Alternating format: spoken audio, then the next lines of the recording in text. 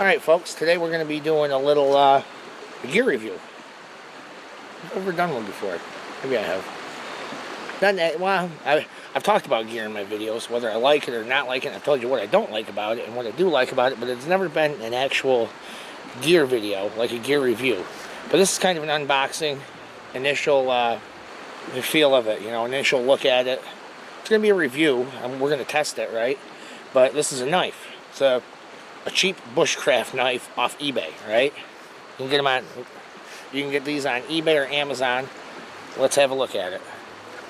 Alright, this is the Bushmaster Bushcraft Explorer by Bushmaster. Let's have a look at it. I ordered this off eBay. It's a pretty cheap knife. I think it was like 25 bucks.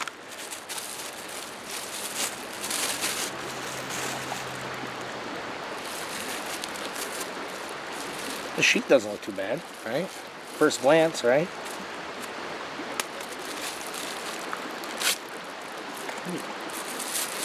Let's see, plastic. Well, ain't bad. It's got it's a 4 1/4 or 4.5 inch blade. This is high carbon steel.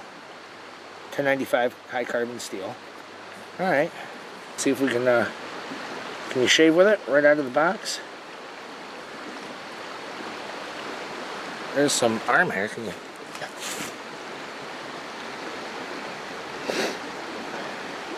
So I'd say it's at least sharp right out of the box.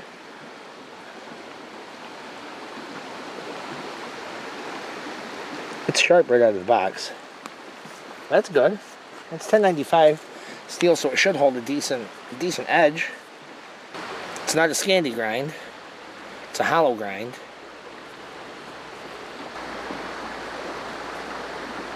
Definitely a hollow grind. Let's see, it's full tang. So that's kind of a bonus, right? It's like Paco wood or Paco wood or whatever. Definitely not the highest. It's got a little rust on it already, so apparently maybe this is an old one, sat in the warehouse for a while. Maybe it's imperfections in the steel. So they say it's 1095. Maybe it's close to 1095. It's got a lanyard hole, no brass insert.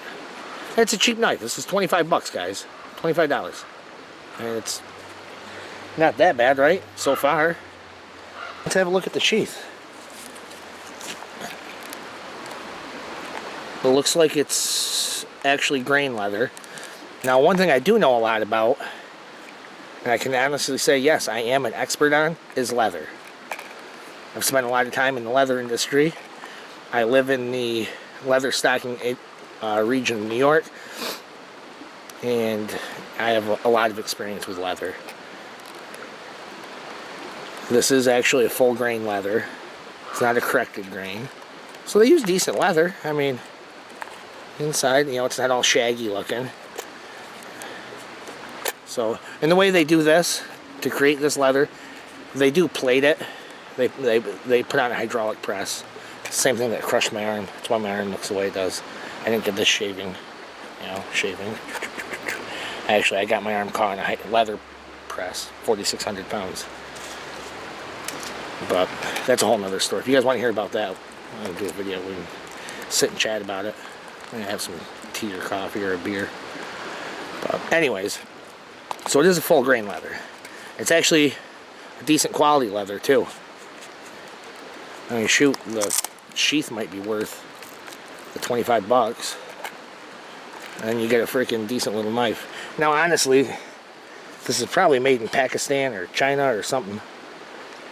It does not say where it was made, but it's definitely not made in the USA. So I would not really go out and endorse this product. There are a lot of really good knife makers. Go on Instagram, go on Bushcraft USA. eBay there's custom knife makers. I would endorse them. But for 25 bucks, this isn't a bad knife. So far, I would say this is maybe a step above department store quality. There's no palm swell.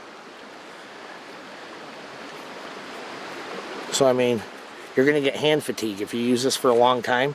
Having a swell in the palm right here, this part right here, where it meets your palm. that swell in the wood helps aid against fatigue. But I mean, I don't know, not bad, right? All right, let's give it a test. This is the pot hanger stick for over the fire. I cleaned the bottom of it off because it was sitting in the dirt, but I want to clean this off. I want to make a point on the end of it so that way I can drive it into the ground. That way I don't have to put rocks or sticks or something over it to hold it down. I don't want trip hazards out here.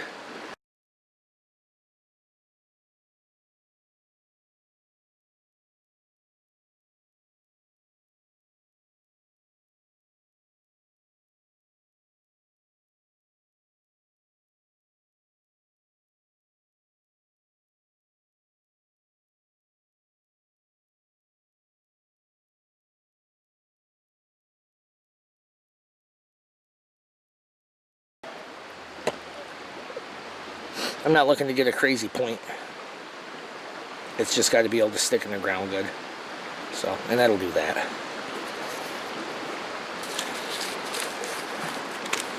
Alright. Let's see if we can hack a small piece of firewood with it.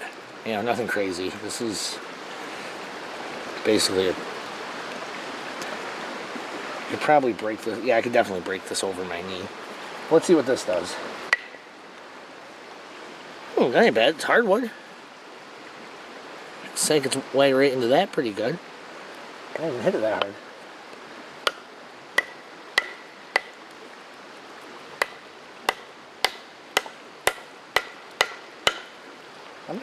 I'm not hitting it hard.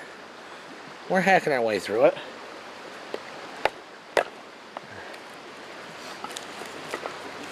There. Kind of impressed now. Let's actually do this right.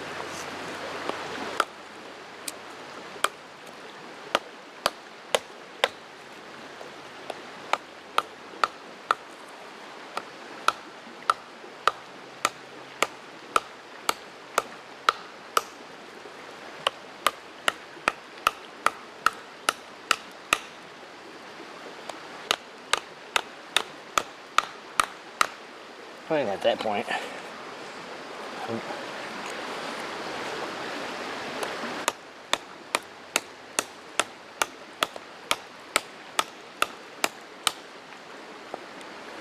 I'm just about through it.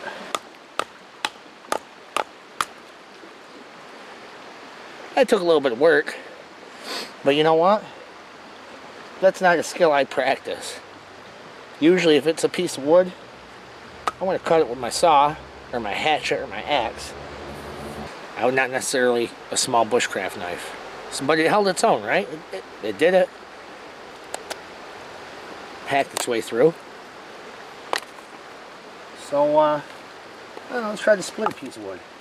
Here's an old dead piece of ash. Let's try this.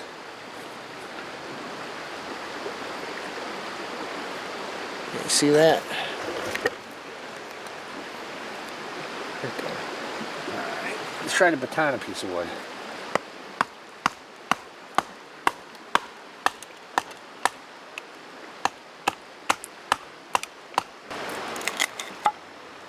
Yeah, that didn't do as bad. And that was a pretty thick piece of wood. Hardwood, it's ash. Ash does split pretty easy though. So, I mean, it was long, had a couple of knots in it too. There's a knot, right there's a knot. So I had 3 or 4 knots in it. It did split through it. Let's try another one.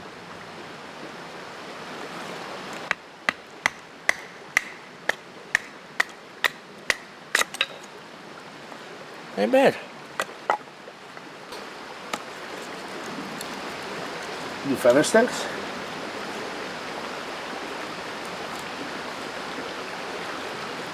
Yeah, not bad. Tell you what.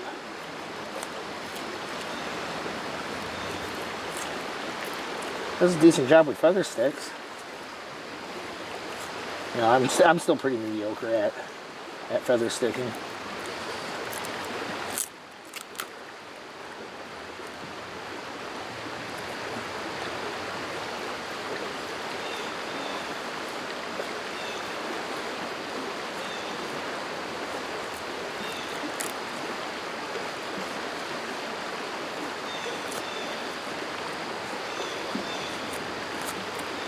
I actually want to baton this because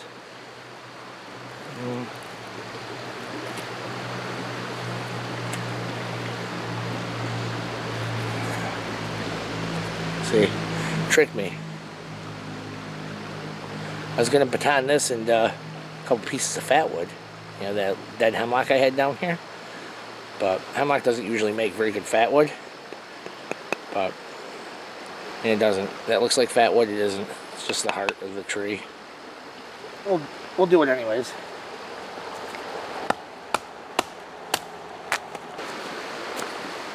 Yeah. Some more kindling. So I'm gonna get a fire going here in a minute.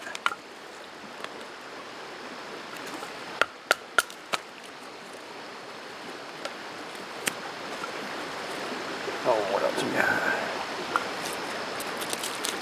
Old piece of maple.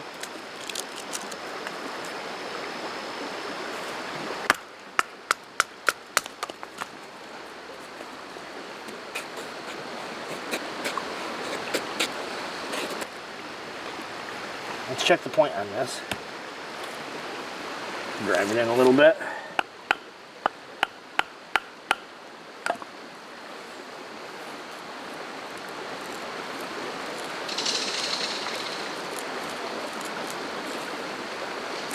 Well, I'd say to drill a hole. You need the hearth board. Get a hearth board for your bow drill. This one will do it. There. You see that? Keep going with it. Make it a little wider.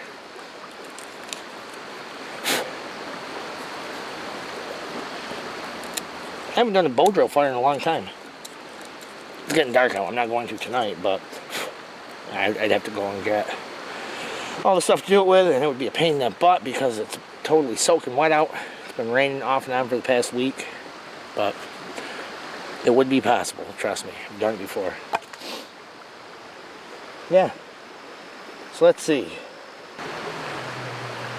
All right, so we made the point on our pothook hanger. We made the point on our pothook hanger.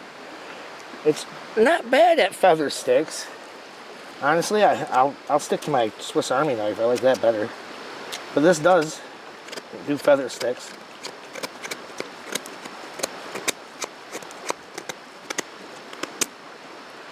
You know, yeah, real quick, you know. It's not bad. See, what else do we want this knife to do? Stuck up. See, we drilled with it, you know, tested the point. We hacked with it. Split wood with it. And obviously, I'm sure it'll cut cordage. I'm not that worried about that. I don't have an animal here. I can't skin an animal with it. Let's see if it'll still shave. It's $10.95. I should have a ball of hair on this. Look at that.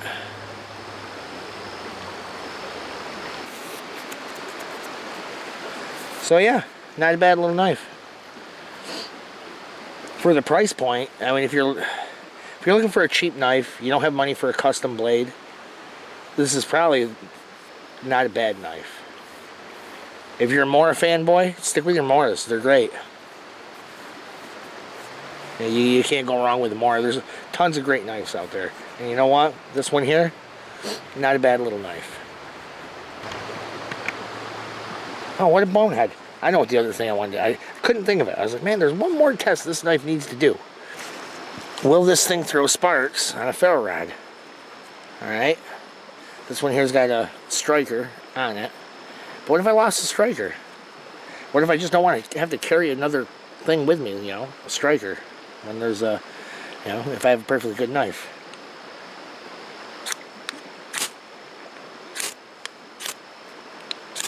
Oh yeah.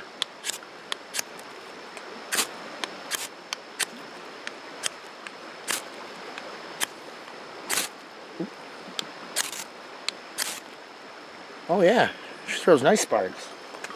Alright, one more thing. Will the knife act as a flint and steel striker? I've got a Herkimer Diamond. In my flint and steel video, this is what I use with my flint and steel. I don't use flint. We don't have flint around here. What we do have is very high grade quartz. It's local to like this area and this area alone.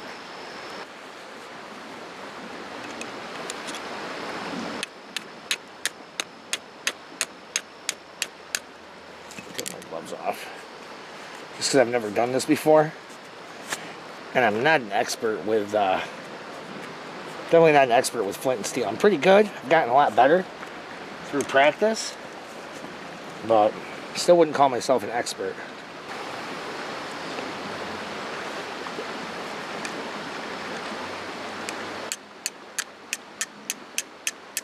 Oh, had a little spark. Yeah, there you go. Did you guys see that? The proof in theory is there. This knife will strike a piece of quartz and produce a spark. It happened. I got one little spark, one really good spark, and then another little spark later on.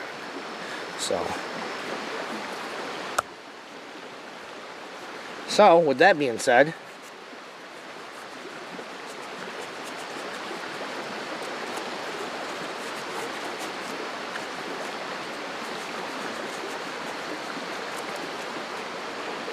all in all, is this knife worth 25 bucks? The 25 bucks I paid for it? Yeah, I'd say it is. I mean, between the knife, I mean, it's a decent knife. I'm going to go over the handle. I'm going to redo this handle a little bit. I'm not going to take it all off and put a whole new handle on it. But I'm going to clean it up. I'll see what I can do with it. 'Cause it's not bad. Nothing crazy. I might put a lanyard on it, maybe, I don't know. But for what it's worth, well, it stays in the sheath well. You know, it's unsnapped, right? See? Stays in the sheath perfect. You can scout carry it, or keep a fire steel in there, I'm sure, right? And with pretty much all custom knife makers, actual real knife makers, not these guys who are ordering blank blades and then just throwing whatever handles on them and calling themselves knife makers. They're not knife makers, but there are some really good knife makers out there. Research it. Go get yourself a custom knife. If you look at the custom knives, you're like, man, they're out of my price range. Look at the Moras. You'll love them. Moras are great. This here, you get one of these. You'll love it. It's great because the best knife, the best bushcraft knife out there is the one that you have in your hands. So learn how to use it, and you'll love it. You know, my old Solingen, that thing, I got that I think I got it at a garage sale for $5, dude. I mean, granted, that's an expensive knife, but it's an old knife. And you know what? This is a nice beater. I'll carry this for a while. You guys will see how it performs for me, because I'll be carrying this. You know, I'm always using knives in my videos. I use my Swiss Army knives frequently, and I'll keep that on me as usual. You know, right now I'm running. It's actually a Forester, the Swiss Army knife that I got right now. It's a Forester. Love it. It's a great knife. I've had a Trekker, awesome knife. I've had an Outrider. Outrider's awesome. And now I've moved on. I've gotten another. Now I picked up another Swiss Army knife, and that's the Forester. The Forester's awesome. It's just in the classic red. You guys will see me. You guys probably have seen me use it. Actually, I think I may have used it in. I didn't use it in this video. Well, you guys will see. You guys see it used in plenty of videos. So, anyways, yeah, it's a good knife. So, thanks for sticking with me to the end here. I really appreciate everybody's support. You guys are great. I'm well over 100 subscribers. I think I'm close to 125, 130, something like that. So yeah, like, share, subscribe, get outside, do this stuff yourself. It's a lot of fun. I hope you learn stuff. Go to the Bushcraft USA forum. There's a lot of knowledgeable people over there, and I hope to learn stuff from you guys. If you guys see me doing something wrong, give me a suggestion. If you guys see me doing something dumb, like, dude, don't do that. You're going to hurt yourself. You know, I'm not an expert. I'm only an expert in a couple of things. And I'm just learning as I go, like you guys. I'm not an expert. You know, just a modern day woodsman. So with that, have a good one. Get outside, have fun. Later, guys.